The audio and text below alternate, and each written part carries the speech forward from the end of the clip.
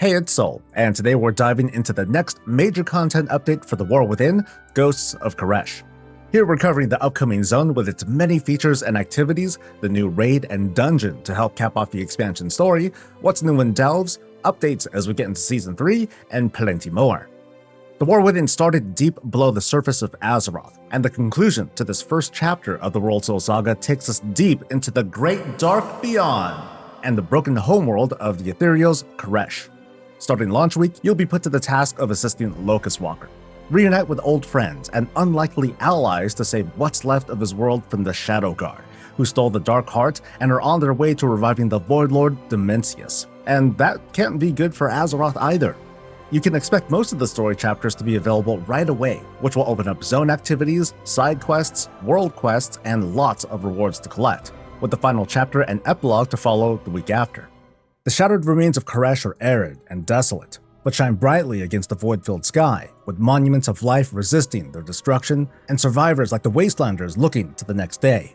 You'll be exploring Koresh on foot, from the air, and even across dimensional planes to unlock the world's secrets. Keep an eye open for Reshinor the Untethered, the new world boss available Day 1. In our quest to save all of existence and, more importantly, collect loot, we didn't come alone. The brokers of Tazavesh are backing us up as a new faction, the Koresh Trust. We'll learn about the relationship the brokers have with the Ethereals and Koresh. They're even bringing their entire trade city over as a fully explorable player hub to meet your needs, with helpful perks like a portal system that'll take us to the available bountiful delves. As you assist Locust Walker, Ilaria, and our allies in their desperate bid to stop the Shadow Guard, you'll help construct a special artifact-level cloak, the Rishu wraps. So powerful, it knocked out all other capes from their loot tables. It's simply that amazing. You'll upgrade this over time. Its stats can be customized, and it includes a powerful passive ability based on your role, making you a better tank, healer, or damage dealer. The main feature of the Rishu wraps is its ability to turn our fleshy bodies into pure energy, and opens up an outdoor feature called phase diving, which you can do by activating these phase conduits throughout Koresh. While phase diving, the zone phases, get it? To include new mobs and quests and objectives and treasures to find, adding another layer of exploration. Flying is available right away in Ghost of Koresh, but while phase diving, you can also use the phase conduits as teleportation points to instantly zip around the zone. That'll come in handy as you intercept invasions from Devourers and complete warrants, epic hunts for the baddest creatures around for weekly upgrades. A handful of profession recipes can be learned for scribes, alchemists, and especially tailors who can craft special epic threads to customize the stats of our Rishu wraps. Characters with gathering professions will find some interesting resources on Koresh that you can trade in for Khazal Guard materials at the marketplace in Tazavesh. There's a greener side to Koresh. You'll also assist an old acquaintance in a feature called Ecological Succession, a campaign to rebuild life on the shattered world. Starting a week after the update, you can visit the oasis and start helping out by borrowing animals like bees, bringing in outside help, and keeping animals from harm, all to help restore essential parts of the ecosystem. It's a very cozy vibe compared to the harshness of everything going on outside the dome, and visiting here often will save more animals, and of course, you get a chance at some awesome weekly rewards like the curious Slateback Mount. Far to the north in Koresh is Vanquisher's Wake, a special area dedicated for world PvP. Different ghosts appear that, when defeated, drop buffs that can be picked up, and you can phase dive using the phase conduits or other special items to set up ambushes or escape from messy situations. Ecology is a new dungeon where efforts to restore Koresh are under attack by the menacing Devourers and Wastelanders. The dungeon will be available all the way up to regular Mythic difficulty and will immediately start awarding Season 3 level gear Day 1 of Ghost of Koresh.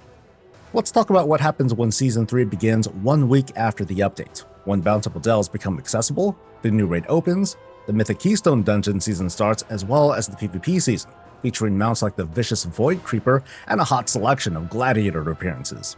We've got a new season dungeon rotation, starting off with the newest dungeon, Ecology. Both halves of Tazavesh are making a return, as is Halls of Atonement from Shadowlands. The other 4 featured dungeons come from a player vote a while back. These include the Dawnbreaker, Arakara City of Echoes, Operation Floodgate, and Priory of the Sacred Flame. And this season, we'll be working towards the Azure and Scarlet Voidflyer. Starting this season, new protections are in place to help ensure fair play inside dungeons. Players will be able to cast a vote to abandon a dungeon gone wrong, and players might want to consider how much they leave dungeons, as doing so too much might incur a deserter debuff. Also at the start of Season 3, Tazavesh the Veiled Market will be available as a hard mode only Mythic Mega Dungeon, conveniently accessible at the nearby dock. Hard mode can be freely activated by anyone, and with the increased difficulty, bosses will drop hero track gear. Clearing the dungeon will count as clearing a +10 dungeon in the Great Vault. Delves return at the start of Ghost of Koresh and really kick off in Season 3, when we find out Bran once again got into a bit of trouble. Together, you'll be taking on a new delve, Archival Assault, where you chase the Ethereals to the Azure Vault and stop their plans. The Rishu wraps will come in handy as they'll help you discover new challenges and surprises throughout the season. There's also a new nemesis who is behind Bran's predicament. It's none other than Nexus Princess Kaiveza, who we first met in the Rubar Palace. As this season's nemesis, her minions are scattered across every delve, and Kaiveza herself will be waiting for us once we're ready.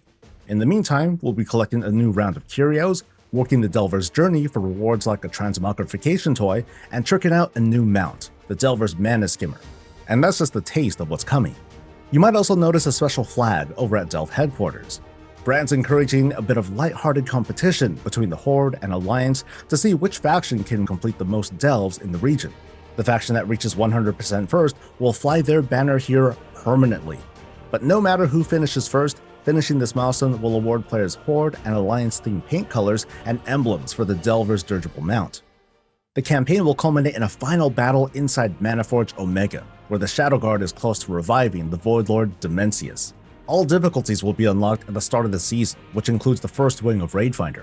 You can access story mode by talking to Phase General Amir in Shadow Point, just outside the raid entrance after completing the campaign to queue up. The raid's renowned faction is the Manaforge Vandals, offering 15 levels worth of quality of life perks, throughput bonuses, and cosmetics. The encounters and bosses look pretty sweet, but we can't forget about the awesome loot. I gotta say, the Paladin Heroic tier is looking hella cool. It's one of the best I've seen in years. And that's all the big stuff coming in the Ghost of Koresh update. We got big story beats, lots of rewards to work towards, and a war to end all wars. You can learn more on the worldofwarcraft.com website. Thanks for coming, and we'll see you in the Great Dark Beyond.